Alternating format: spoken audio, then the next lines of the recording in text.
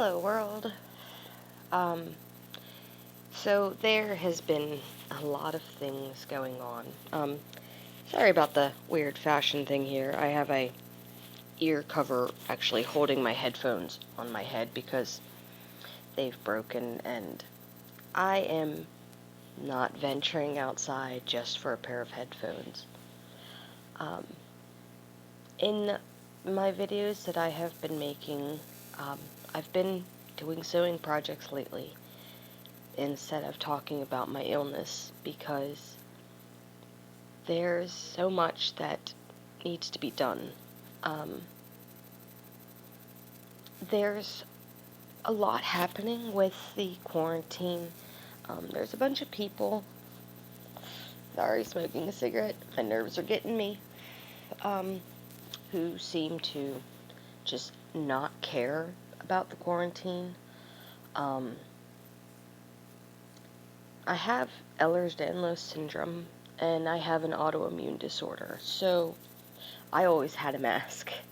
I would wear my mask outside, mainly in the winter, so that I wouldn't get sick. I'm also allergic to the flu vaccine. So, in the last, I don't know, about 15 years, I have not received a flu vaccine because I have an allergic reaction to it. Um, my reactions consist of not being able to breathe properly, my face doing this loveliness. If you can see, I have scabs here and here and here because there was something in somebody's vehicle that I was riding in, and I was trying to just go outside to have a little bit of air, and I was in somebody's vehicle, and we went to the store, and something in the air got to me and got on my skin. And not even through my mask, it got on my skin, and my skin will actually break out with these weird blisters, and then they break, and then I'm left with, like, scabs to deal with. My main nasty one that I have currently is actually right by my eye right here. You probably can't see because of the light. It's not fun. A lot of people in the United States are complaining about the quarantine to the point where they're protesting different heads of states, and they don't realize that the quarantine is to protect people like me. Protect those of us who don't have a proper immune system. My immune system will attack me when I'm faced with something that I am allergic to. Prior to all of this stuff with the quarantine, I couldn't go to my regular hospital in town without wearing a mask and without having Benadryl every 4 to 6 hours. I would have to get an injection put into my port. I also have a feeding tube because I generally can't swallow. It has been a year since I got my feeding tube. In fact, this time last year, I was actually in Temple Hospital for 14 days because I had an allergic reaction to a previous formula that I was on for my nutrition that I was drinking through a straw because I couldn't handle solid food. And unbeknownst to me, I became allergic to an ingredient, and that ingredient was tomatoes.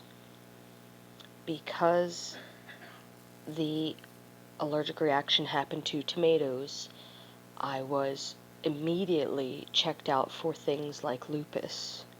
I was checked out for weird cancers and things like that while I was in the hospital for 14 days. They went so far as to try and inject liquid lidocaine into the back of my throat with a syringe to try and force me to be able to swallow, and it burned so bad that I was just left crying. And I mean, it was not regular tears. No, it was full out, nasty, ugly tears. My nose was running. I couldn't see. Everything was blurry. And a poor nurse had to come in and draw blood from my arms as I was crying to try and capture the moment when I was in an allergic reaction, to see if I had a disorder called mast cell activation syndrome. Well, unfortunately, when that test got sent out, they didn't capture it in a moment of an allergic reaction. And my blood test came back normal after being sent out for a week to go to another state. In fact, I'm in Pennsylvania, and my blood work had to go from Temple Hospital in Pennsylvania, right in Philadelphia, to some unknown town in Virginia to be tested for mast cell activation syndrome. And that in itself was one of the longer tests that I was put through. Also, after that, I went to go see a neurologist, and the neurologist was going to do an EMG on my throat. I refused, and because I refused to have them put electrical shocks in my throat to try and force me to swallow, I got told that I needed to see a mental health professional. So I did, and I am a patient for a group called Penn Foundation. They come out to people's homes normally and make sure that we are okay. I have counseling once a week, I see a doctor once a month, and I get phone calls every day, normally. Because of the quarantine, all of that stopped, and everything's done by phone. People who are normal are complaining about not having human contact and not going, not being able to do what they want to do and spend their money the way that they want to spend their money. But for me, it's totally different. See, I didn't mind not talking to people because it stopped me from having an allergic reaction in public all the time. Wearing a mask, using my service dog to pull my wheelchair because me trying to walk for an extended period of time hurts me really badly, and my bones will dislocate and I have to wear braces. But with this quarantine, even my home visits from my mental health group had to stop, and everything's done by phone, so the only human contact that I have is my husband, or seeing my neighbors as I try and work desperately on a garden that I will never be able to eat from, to try and feel like I'm doing something to help my community. So when people complain about the quarantine not being what's necessary, it makes me frightened, because when the quarantine is finally lifted, if it's not done the right way, how many of us are going to get sick again? In my town, there was somebody who lives roughly a regular block away from me who died from this virus. My hometown hospital is not generally equipped to handle things like this. My hometown hospital has a mental health ward and things like that.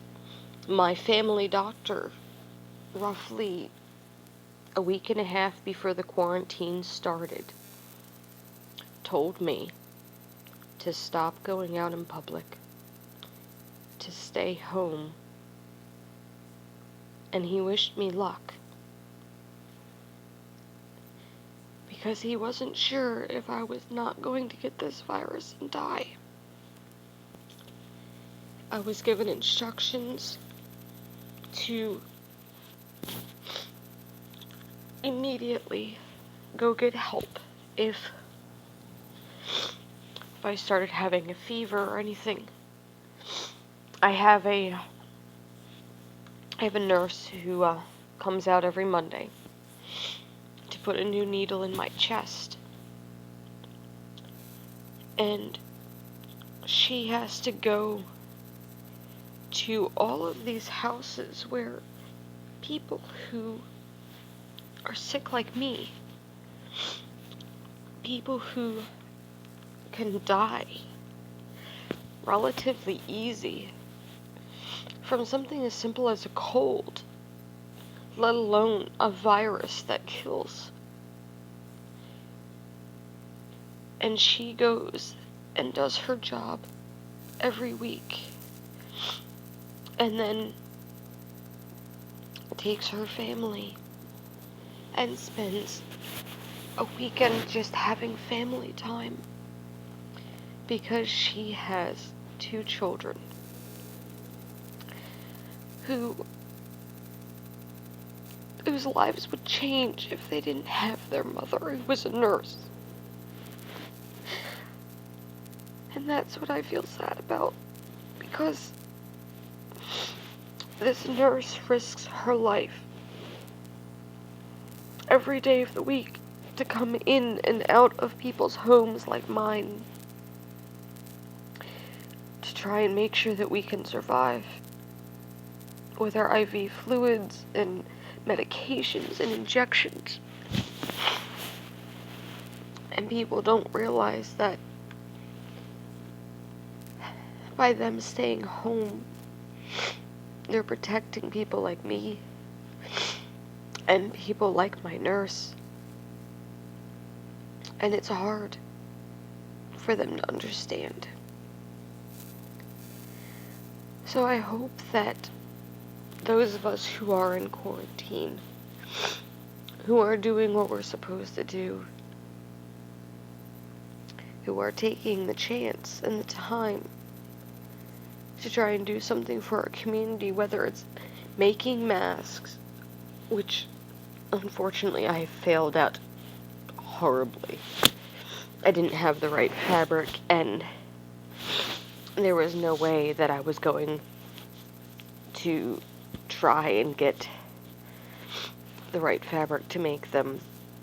I have, a couple bits that I'm trying so that I can make a mask for the person who drives us in his car when he comes to take us places, because in Pennsylvania now, when you're outside, you have to wear a mask to go into any store. And people are wearing masks that they can blow out a candle with while wearing, and that's not thick enough. You have to be able to wear a mask and not be able to blow out a candle flame. If you can blow out a candle flame, you can still pass this virus on. It won't stop with the mask. It'll just go right through it. And people just don't understand. So I hope that when people see my other videos and they see how I'm just trying to do something and trying to just occupy my time or make a celebratory outfit that I'm going to wear when quarantine's over. That they understand how important it is that everybody has a job to stay at home. And that's an important assignment. It's not something to just think is an inconvenience, because in this world right now, that inconvenience that somebody's going through could save somebody's life. So I just figured people just need to know that the quarantine is just to help slow down the virus's spread. And at some point in time, people like me are going to get the virus. And we're going to stump the doctors, because regular hospitals really don't know what to do with a person like me who has an allergic reaction to things as simple as an aerosol can. Because people are using aerosol cans to spray Lysol, and they don't understand that it's not the Lysol I'm allergic to. It's the propellant in an aerosol can. I can't even use regular hairspray. There's only one type of stuff that I haven't had a reaction to that's an aerosol can, and that's the Dove Dry Shampoo. That's the only aerosol can that I have yet to have an allergic reaction to. But that's probably going to change, because inevitably my body hates me and can't function properly. But this is hard for us to go through, as well as hard for normal people. And it's hard even on my husband, who has to go out to do things because I can't risk it. So I just figured I would put this up so people know what it's like to be in quarantine when you have underlying illnesses that normal people would be able to kill me off just by wearing perfume before all of this happened. So yes, I have my mask, and I have the filters for it. And I've worn my mask well before this quarantine started. And people just don't get it. They're not going to understand until there's more people who are dead. And even then, because it's in human nature to not learn their lessons, they're still going to repeat the same mistakes again. So I just hope to be able to make it through this, and to be able to hug my children again who live with other people because of my illnesses, and to hopefully be able to see my brother, who originally was supposed to come over for Christmas this year that just passed, and wasn't able to make it. So I kept his Christmas present still wrapped and everything to hopefully see him next year. I just hope that I just hope I'll be able to give it to him. So hopefully people understand the risks and the sacrifices are made for a good reason. And I am sorry about crying. It tends to happen when I get emotional about things. That, and if you can tell by looking in the background, I've had to change my position from being upright and having the ceiling fan behind me to leaning like this because, well, my spine's not strong enough to hold me up all the time, and I have dislocated my shoulder again and need my husband's help to put it back in. So I will end this here and load it up to YouTube, and hopefully things will go through and there won't be too many people who are not understanding the importance of the quarantine.